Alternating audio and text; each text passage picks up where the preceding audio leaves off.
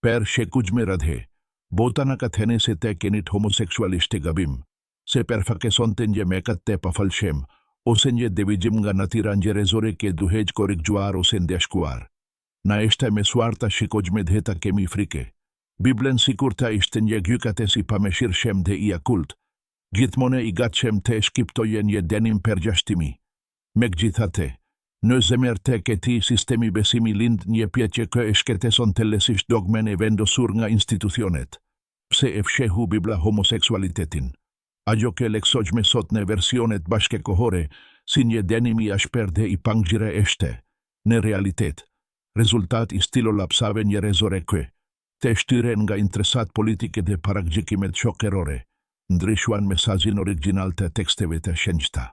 Sot, du të ngreme velin e shekushve për të zbuluar të vërtetën që ishte varrosur në stresat të trashat të përktimit të gabuar, manipulimit editorial dhe frikës se institucionalizuar. Pelkeni, abonohuni dhe shpërndajeni. Le të filojme që të udhëhetim rizbulimi.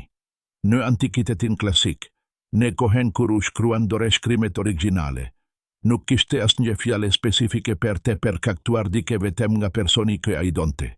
Koncepti modern i orientimit seksual, siç e kuptojmë ne sot, ishte plotësisht i huaj për autorët e teksteve të shenjta. Ata nuk po mendonin për marrëdhënie monogame, të këndrueshme dhe të dashura midis njerëzve të ngjashtit seks kur shkruanin paralajmërimet e tyre. Shketësimi i tyre i vërtetë këndronte në dinamikën e pushtetit, situatat e abuzimit dhe rritet pagane që ata i konsideronin degraduese. Duhet të kuptojme se mentaliteti i asaj epoke i ndante veprimet sipas funksionit të tyre shokeror dhe ndikimit të tyre në hierarki, jo nga identiteti i brendshëm i individit. Seksualiteti shihej si një energji e lidhur ngushtë me statusin.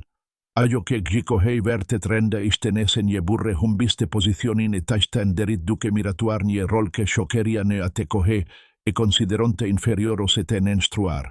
Por dëshira si një thelb perveres i kenjes ose një prirje e shpirtit nuk vihej kurrë në dyshim. Kur futemi thelle në gjuhën hebraike të Diates së Vjetër, konkretisht në fragmentet në librin e Levitikut që janë cituar pa pushim, gjejmë ndalime që janë përdorur si arme kundër dinjitetit njerëzor. Por fjala që pothuajse instinktivisht e përkthejmë sot si neveri eshte, në hebraishten originale, toheba, per hebrejshte e lashte. Ky term nuk i referohej diçka gjene thelbte keke ose me katare nga natira e saj shumë biologjike, por per kundrazi diçka që konsiderohej ritualisht e papaster ose thjesht e huaj për zakonet e shenjtat e popullit të tyre. Ishte në thelb një çështje e ruajtjes së identitetit kombëtar përballë kulteve kananite, ku seksi përdorej instrumentalisht në ritualet e pjellorise dhe magjine. Bibla nuk po fshihte një orientim të lindur seksual. Ajo po mbronte një strukture specifike fetare dhe kulturore në një kohë lufte intensive identiteti.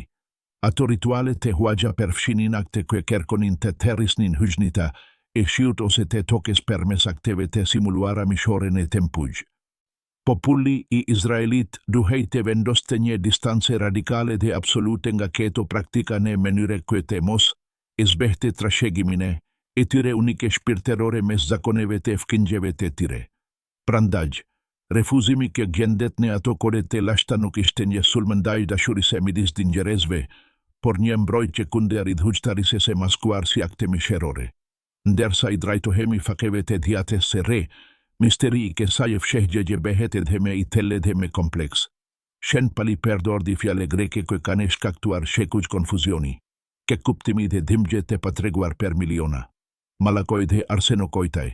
Nëse i kërkojmë këto fjale në çdo Bibel moderne, ka të ngjare të gjejmë përktimin homoseksuale. Por këtu këndron mashtrimi i madh historik dhe gjuhësor që ka mbetur i fshehur.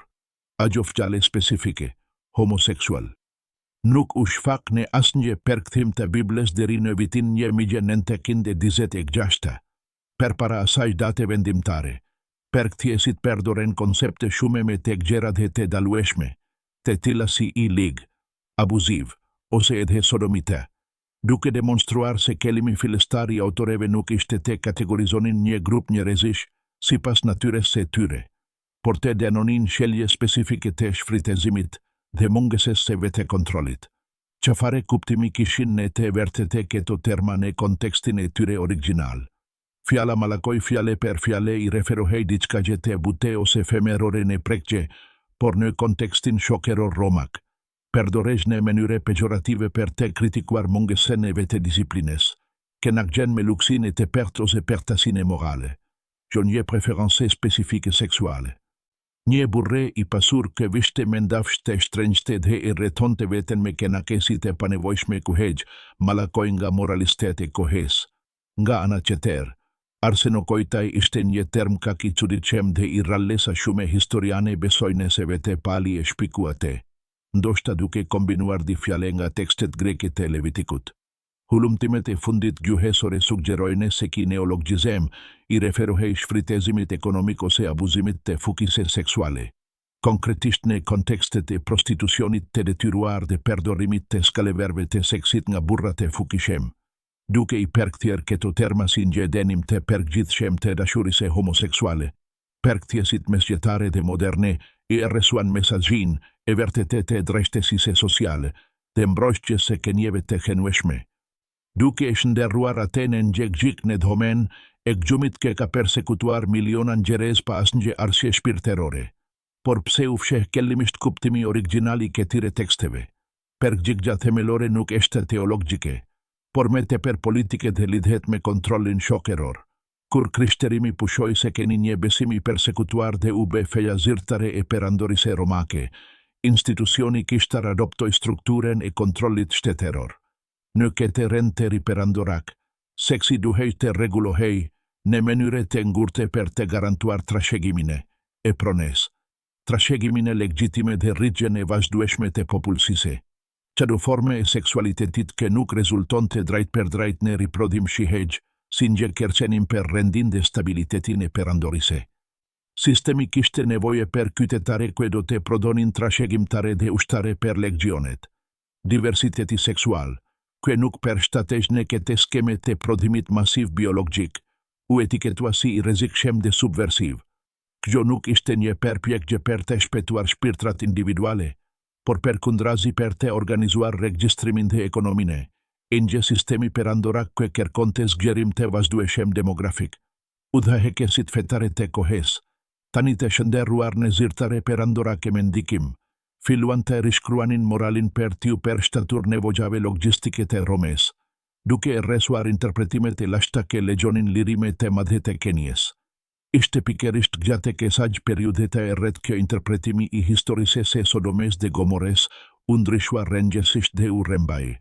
Per me shumë se një mijë si tradita me e hershme hebraike, ashtu edhe të krishterët e pare deklaruan karte se mekati I Sodomes ishte mungesa e plote e mikpritjes, krenaria e saj e tepruar dhe shtip gjamizore e të varferve.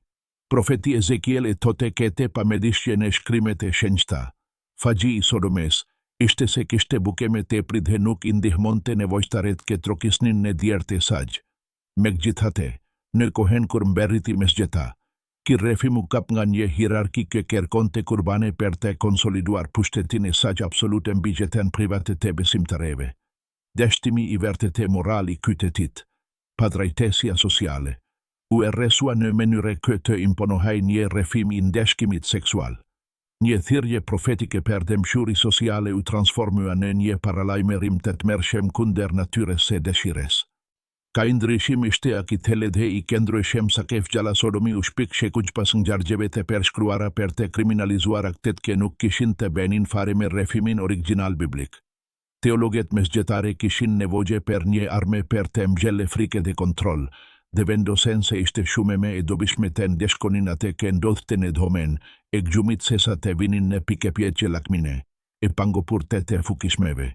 Duke riperkaktuar këtemit, institucioni fshiu mijevjesare mensurje, që e vendosnin drejtësinë sociale mbi kërkyrjen seksuale, duke e fshehur homoseksualitetin në një etikete të zgjarte dhe të forte që nuk e meriton të kurre. Marrëdhënia midis Davidit dhe Jonathanit përshkruhet me një telesi emocionale që sfidon të gjitha konvencionet e kohes së saj.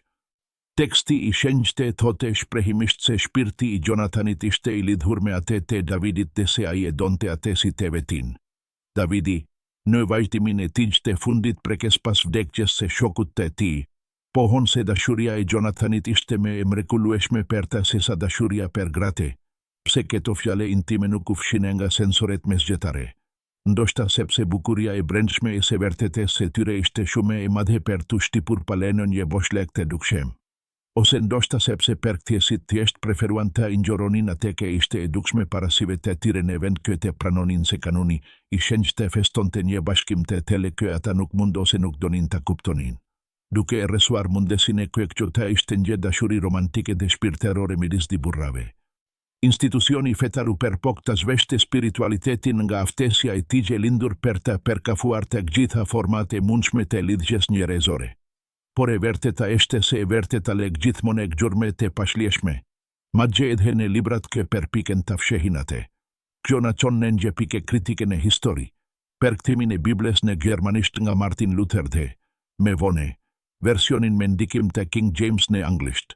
Në këto procese përktimi masiv, pakartësite e pasurat e teksteve originale, u sakrifikuan kelimisht në favor të një kartësie të supozuar morale që i shërbente interesave të shokerive të asaj epoke. Kompleksiteti poetik i grekishtes dhe hebraishtes u erresua sistematikisht për të ofruar përgjigje të thjeshta dhe kategorike për një bote që kërkonte armik të brendshëm për të forkuar kohezionin e saj. Ata përkthjes, të ndikuar thellësisht nga ngurtësia e reformimit të interesat politike të monarkive evropiane, kishin nevojë për një tekst që do të funksiononte si një manual i repte i sheljes civile. Ata nuk po kërkonin mistiken e dashurisë universale dhe të pakufishme, por përkundrazi konsolidimin e familjes bërthamore si ngjesja baze e prodhimit ekonomik dhe stabilitetit shokeror. Prandaj, çdo term që në ndonjë mënyrë suggeronte rrjedhshmëri gjinore ose një marrëdhënie, gjashtë normes riproduese për këtë hejme një bare të rende për buzjeje. Nuansat poetike që legjonin që seksualiteti të kuptohej si një durate e shpirtit u eliminuan dhe u transformuan në një bare të madhe fagji.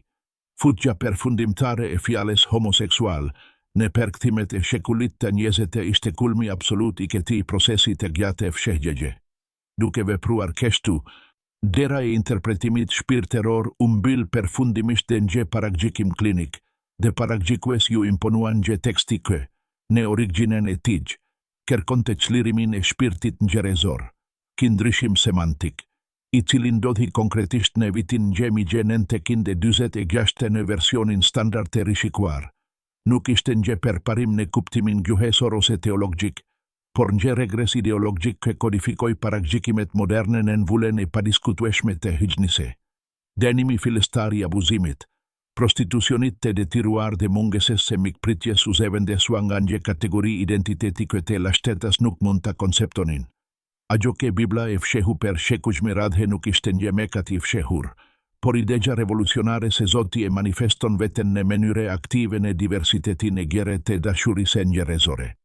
Ne u privuam kolektivisht nga një harte shpirtërore ku çdo shpirt, pavarësisht se që donte sinqerisht, do të kishte një vend legjitim, dinjitos dhe të shenjtë paragjithe krigjimit. Të kuptuarit se Bibla u manipulua dhe u redaktua për të fshehur homoseksualitetin nuk është një sulm ndaj besimit personal, por një shpëtim i domosdoshëm i vetë thelbit të mesazhit shpirtëror. Duke pastruar tekstet nga projeksionet njerëzore të urrejtjes, frikerat e trashëguara perandorake dhe temetat teknike të përkthimit, ajo që mbetet në sipërfaqe është një mesazh i fuqishëm uniteti. Urtaret e lashta e dinin mire se shpirti nuk ka gjini dhe se energjia që bashkon dikeni e njerëzore brenda një kuadri respekti, kushdesi tende asjele dhe dashurie është, në vetvete, një manifestim i pastërit të shenjtes. Kripa e se vërtetes me në fund po kthehet në sipërfaqe në vetedijes sone kolektive. Sot, teologet e guksimshem dhe kërkues shpirtërore po kthehen të burimet originale të doreshkrimeve për të rimarrë një hapësire besimi ku askush nuk përjashtohet nga trajeza e krigjimit për shkak të identitetit të tij. Heshtja e imponuar po merr fund sepse vetedigja njerëzore ka evoluar mjaftueshëm për të kenen e gjendje të shoheshume për të zbogjes, letres dhe imponimeve dogmatike. Gjatë gjithë këtij udhëtimi zbulese, kemi pare se Bibla nuk është një liber statik apo një monolit guri, por një fushe BTG e gjale kuptimesh dhe interpretimesh. Fshehja e homoseksualitetit per kaq shumë shekuj nuk ishte një aksident historik apo një rastesi e thjeshtë letrare. Ishte një ndërtimi këllimshem, sistematik dhe i qëndrueshëm për të ruajtur strukturat e pushtetit që tani po shkermoken në mënyre spektakolare para kërkimit individual dhe kolektiv për të vërtetën autentike. Spiritualiteti i vërtetë, ai që buron nga burimi origjinal i jetës, nuk ka frikë nga diversiteti apo ndryshimi. Përkundrazi, e feston atë me gëzim si gjese themelore të dizajnit të pafundit të mrekullueshëm të ekzistencës. E vërteta ka kenek gjithmonë ati, duke pritur të leksohet me sita e zemrës dhe gjome ato të parakgjikimeve. Per të kuptuar madhesin e kesaj fshehgjegje, është thelbesore të vezgojme se si u ridizajnuave të arkitektura e besimit. Në shekuj të pare, komunitetet e krishtera ishin kendra rezistence kunder normave të ngurta shokerore. Megjithatë, ndërsa ato u institucionalizuan, mesazhi i liri se u transformua në një kodësjelje që favorizonte uniformitetin. Me kati, pushoj se keni padrejtesi dhe u be mos pajtim trupor. Kindryshim në fokus i lejoj të fukishmit të vazhdonin të shtipnin të prekshmit, duke e zvendosur vëmendjen e publikut në mbike kyrgjen e gjetes private. Duke rimarre kuptimin e fjaleve si to heba ose malakoj, në gjovetem ke po i bajme drajtesi komunitetit homoseksual, por po i rikthejme edhe Bibles fukine e saq të vërtete profetike. Atë të nje libri ke ben tirgje per drajtesi, per mire pritjen e të huajit e per mbrojtjen e të dobetit nga abuzuesi. Pelke gjeni, abonohuni dhe shpernda gjeni. Trashegimia e kesaj fshehgjegje është një plage, kjo ende akarohet në shokerin e tone, duke u manifestuar si refuzim familjar, depresion dhe gjengje e padengjesis e ndaj hijnores. Por rikuperimi i severtetes historike vepron si një balsam. Te dish ke denimet ke dekgjojme nuk vajna nga gogja e Zotit, por nga penat e përktjesve me aksenda politike, të nxingëshiret e frikes. Bibla, e leksuar në kontekstin e saj dhe në gjuhet e saj originale. Nuk është një manual u rejtjegje, por një deshmi e marrëdhënies komplekse dhe të bukur midis njerëzores dhe hyjnores. Në atë marrëdhënie, dashuria e sinkerte midis di burrave ose di grave gjovetem ke është e mundur, por njihet si një aspekt qeteri i mazhit të Zotit në toke. Udhëtimi drejt se vërtetes tani nafton të gjemi përktjes të spiritualitetit tone. Ne nuk varemi me nga hierarkite që fshihnin diversitetin për të ngjeret e dashur nga krigjimi. Duke kuptuar mekanizmat e kontrollit që vepruan për mijevgjecare, ne rimarrim sovranitetin tone shpirteror. Dizajni i ekzistencës është i gjere, gjithë përfshires dhe dinamik. Homoseksualiteti nuk ishte kurrë një gabim në tekstin e shenjtë, ishte një e vërtetë e heshtur në mënyre që perandoria të mund të marshonte e pashkëtesuar. Sot, ai marshë ndalet për t'i hapur rrugë valezimit të diversitetit, ku çdo ngjyrë dhe çdo mënyrë dashurie është një notë thelbësore në simfoninë e jetës. Faleminderit që e lexoni veten të pjesni, që kërkoni burimet dhe që hapni mendjen tuaj ndaj një besimi që nuk ka nevojë të fshehë asgjë për të kene i vërtetë. Ne e gjejmë veten në dritën e të kuptuarit, ku dashuria është, në fund të fundit, i vetmi ligj që mbetet i shkruar në univers. Per të theluar me shumene që të analize të arsjes pse Bibla e fshehu homoseksualitetin per shekuj me radhe. Duhet të drejtojme vëmendjen tone të strukturat e mendimit që dominuan boten mesdhetare dhe se si keto ndikuan në kristalizimin e dogmes. Ki nuk është thjesht një gabim transkriptimi ose një zgjedhje e dobet e fjalorit. Kemi të bëjmë me një arkitekture heshtjegje të projektuar per të mbrojtur një bote kuptim patriarkal dhe hierarkik që e konsideron të qëtu devijim nga norma riprodhuese një akt krije ngritjegje kunder rendit hijnor dhe civil. Duke e eksploruar me tele termin të heba në diaten e vjeter, është thelbësore të kuptohet se koncepti i mekatit në Izraelin e lashta ishte i lidhur ngushte me ndargjen. Ta ishe i shenjte do të thoshte të ishe i vesuar, i dalueshem nga kombet fkingje. Prandaj, kur Levitikun dalon praktikat e kaktuara, e ben kete si pas një logjike të pastertise kombetare. Përktjesit e me vonshem. Vesanerisht nga shekulli i katerti e resone e tutje, ingsoren keto ligje nga konteksti i tyre imbigjeteses kulturore dhe i transformuan ato në ligje morale universale dhe të pandrishueshme.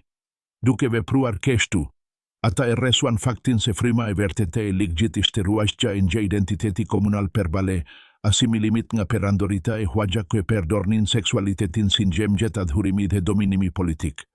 Në periudhat helenistike dhe romake, seksualiteti nuk përcaktohej nga dikotomia e gjinive, por nga dikotomia e aktivitetit dhe pasivitetit. Një burre nuk gjikohej per dashiren per një burre qeter, por per braktisjen e rolit të tij si qytetar aktiv dhe sovran. Shkrimtaret e hershëm të Krishtere, të ndikuar nga kjo atmosfere kulturore, i përkendruan para lajmërimet e tyre të teprimi dhe humgja e kontrolit. Shen Pali, duke u shkruar komuniteteve të Korintit dhe Romes, ishte i zhitur në një shokeri ku pederastia shfrytëzuese dhe përdorimi i skaleverve për kenakesi ishin të zakonshme. Kura i denon shelje të kaktuara, këllimi i tij është mbrojtja e integritetit të individit nga objektivizimi. Megjithatë, kisha perandorake e shekushve të me vonshëm, preferoj ta e resonte këtë dallimetik në mënyre që të impononte një, mbi kërgje biologjike që i shërbente me mire kellimeve të saj, të zgjerimit të popullsisë dhe kontrollit të trashëgimisë. Ndërtimi i heshtjes përreth homoseksualitetit u naksit gjithashtu nga mistika e martëses që u zhvillua në mesjete, duke e ngritur bashkimin riprodues në statusin e një sakramenti ekskluziv, këduk gjurme e dashurise se larmishme ufshi sistematikisht nga kronikat dhe hagiografite. Per shembull, ufshe fakti que kisha e hershme kishte riteve Lazeri ose Adelfopoiesis, të cilat disa historiane moderne i identifikojnë si një mënyre për të bekuar bashkimet intensive midis njerëzve të njëjtit seks. Këto rite u hoken gradualisht nga manualet liturgjike dhe kuptimi i tyre original u varros në interpretimet e mikesise se thjeshte monastike. Duke fshehur këto precedente, institucioni krigjoi iluzionin se heteronormativiteti kishte kenek gjithmone e vetëm rrugë e validuar nga besimi. Roli i inkuizicionit dhe gjykatave kishtare ishte vendimtar në këtë proces të fshehjes përmes terrorit. Shpikgja e konceptit të sodomise si mekati i patregëshem, ose peccatum mutum, kishte pikërisht këtë objektiv. Të sigurohej që mundesja e një logji qeter dashurje të mos përmendej kurre. Heshtja u beseshtje e politikës shtetërore. Duk e etiketuar dashiren e të ngjeshtit seks si diçka aktet mërshme sa gjuha nuk duhet të prekte. Individet u zveshen nga aftesja e tyre për ta emertuar për vogjen e tyre. Bibla u leksua me pas përmes këtij filtrit të merrit të shenjta, duke i shënderuar pasazhet poetike ose të pakarta në denime me vdekje. Kjo është periudha në të cilën historia e Davidit dhe Jonathanit mbrohej me shumë nga heshtja. Ishte e preferueshme të mos komentohej teksti, sesa të pranohej se heroi me i madh i Izraelit kishte dashur një burre me një përkushtim që të gjkalonte kufiqta e marteses tradicionale. Me mberritjen e iluminizmit dhe zhvillimin pasues të shkenkave shokerore në shekullin e 19. Feqan gjëse po humbiste terren ndagjarsjes. Në përgjigje, shumë institucione fetare unguliten në një moral seksual edhe me të ngurte si një mënyre për të ruajtur rendasin dhe autoritetin e tyre mbi gjetën e përditshme të njerëzve. Ishte në këtë kontekst reagimi mbrojtës që u hodhen temelet për trazirat e medha të vitit 1996. Përktjesit e versionit, standard të rishikuar nuk po vepronin në një vakum. Ata po i përgjigjeshin një kulture që kërkonte të kategorizonte dhe patologjizonte diversitetin. Duke futur fjalen homoseksual në tekstin e shenjte, ata i danen gjeshtrese autoriteti hijnor një paragjikimi klinik që sapo kishte filluar të shfakej. Ata e rresuan rëgjedh shmerine e përvojës njerëzore në një etiketet e fiksuar dhe denuese që ka shërbyer për të justifikuar terapine, e konvertimit dhe izolimin shpirteror. Është etikete kuptohet se ajoke. Bibla fshehu nuk ishte një akt, por një mundesi e të kenit. Ajo fshehu i dene se imazhi i Zotit është ak i gjere sa ke përfshin të gjitha format e dashurise dhe të gjitha shprehjet e gjinise. Duke e reduktuar hijnina në një model binar dhe riprodhues, ajo gjimtoi kuptimin e shpirtit njerëzor. Megjithatë, arkeologjia e gjuhes na legjon sot të rikuperojme këto pjese të humbura. Kur i rileksojme ungjiqte dhe e shohim Jezusin duke shëruar të riun e dashur të centurionit, ose duke vërtetuar ekzistencen e eunukeve si modelet e shenjtërisë, po e thjeshme vulen e fshehjes. Po zbulojme se mesazhi original nuk ishte ai i përgjashtimit, por i nxje pranimi radikal kë e vendoste besimin dhe dashurinë mbi çdo ligj biologjik ose shoqëror. Fshehja e diversitetit seksual në Bibel ka pasur si pasojë anësore çangjërezimin e atyre që nuk i përshtaten modelit tradicional. Ata janë privuar nga modele shpirtërore në të cilat mund të shohin veten të paskiruar. Por duke zbuluar këto të vërteta, ne rikthejmë Biblen në vendin e saj të merituar si një liber çlirimi. Historia e Ruthit dhe Naomit, per shembull, me premtimin e tyre për besnikëri absolute dhe bashkëgjetese intime, shfaket si një gjurme qëtëri dashurise midis grave që censura patriarkale u per pokta ingjoronte. Këto histori janë fenere drite që na tregojnë se diversiteti ka kene gjithmonë i pranishem në strukturën e të shenjtes, duke pritur që ngjërezimi të këtë guksimin të njohe atë pa filtrin e frikes. Në shekullin e ngjezet e nje, e gjejmë veten në një moment zbulese të plote. Kasja në dore shkrimet e lashta, demokratizimi i njohurive teologjike dhe evolucioni i vetëdijes kolektive po i detirojnë institucionet të japin shpjegime për këto shekuj heshtjegje. E vërteta nuk mund të përmbahet me nga dekretet kishtare ose përkthimet e njeanshme. Bibla po flet për seri në gjuhet e saj originale dhe ajo që thote eshte se dashuria eshte e vetëm gjamase e marrëdhënies sone me Zotin. Duke çmontuar fshehjen e homoseksualitetit, ne po shërojmë marrëdhënien e miliona njerëzve me spiritualitetin e tyre. Duke i lexuar ata të kuptojnë se mënyra e tyre e të dashuruarit nuk është një pengese, por me të për një paskirimi me të ishemi krigjimtarise, se pa fund me të burimit original. Udhëtimi drejt se vërtetes autentike na mëson se Bibla është një dokument i gjallë që frymon përmes pjetjeve tona. Fshehja nuk ishte fundi i historisë, por një kapitull i erret që tani po e përfundojmë se shkruari. Duke pranuar se fjalet Malakoj dhe Arsenokojtaj i referoheshin abuzimit dhe gjo dashurise, ne po i rikthajmë dinjitetin fjales se perendise dhe trupave të atyre kë e leksojnë ate. Banketi i mbretërisë është, dhe gjithmonë ka kene, i hapur për të gjithë, pavarësisht nga gjinja e atij që duam. Sekreti është zbuluar. Perëndia nuk shikon kategorite. Ai shikon intensitetin e drites që lëshojmë kur jemi besnike ndaj thelbit tonë me të telle. Hajja e fshehjes shpërndahet, dhe ajo që mbetet është ngjëftëse e përgjithshme për të gjetuar në të vërtetën dhe dashurinë universale. Per të përfunduar këtë analize gjithë përfshirëse të fshehjes sistematike të diversitetit në shkrimet e shenjta, duhet të reflektojmë mbi ndikimin psikologjik dhe shpirtëror të kësaj heshtjegje të imponuar. Ki nuk është thjesht një debat akademik rreth rrëngjeve greke ose hebraike. Ka të bëjë me çmontimin e një narrative që ka formesuar identitetin e miliona kenjeve njerëzore përmes fagjit. Bibla, në duart e përkthiesve të kushtëzuar nga frika e tyre, u bën gjë paskire shtremberuese ku shumë nuk mund të gjenin paskirimin e tyre hijnor, duke fshehur homoseksualitetin nën kushtet e vesit ose perversitetit. Njerëzimit ju privua mundesja për të kuptuar se dashuria, në çdo forme të saj të ndershme dhe reciproke, është gjuha krijesore e krijuesit. Procesi i rikuperimit të këtyre të vërtetave na detyron të shikojmë drejt se ardhmes së besimit. Një spiritualitet që nuk ka nevojë të fshehë natyren, e besimtarëve të taj është një spiritualitet që me në fund mund të arrijë pjekurinë. Shekulli i 21 na ofron mundesin e për të ndërmarrë një egzegese të zemrës, ku përparesja nuk është shkronja e ngurtë ke vret, por frima ke gjepjete. Duke pranuar se terma si Malakoj ose Arsenokojtaj u shtremberuan për të shërbyer aksendave të kontrollit shoqëror. Ne po çlirojmë jo vetëm komunitetin e diversitetit, por edhe vetë tekstin biblik, duke i rikthyer statusin si një liber çlirimi dhe jo shtypjegje. Me në fund, fshehja shekullore ka marrë fund, jo nga një dekret kishtar, por nga evolucioni i vetëdigjes njerëzore. Kripa e se vërtetes po shëron plaget e se kaluares. Sot e dime se Zoti nuk banon në etiketat që njerëzit shpikin për të ndare, por në intensitetin e drites që lëshojmë kur duam pa kushte. Bibla nuk e fsheh me homoseksualitetin. Historia dhe gjuhësia kanë rikthyer aftësinë tonë për të parëse e shenjtak gjithmonë ka përkafuar diversitetin. Ne kete agim teri të besimit.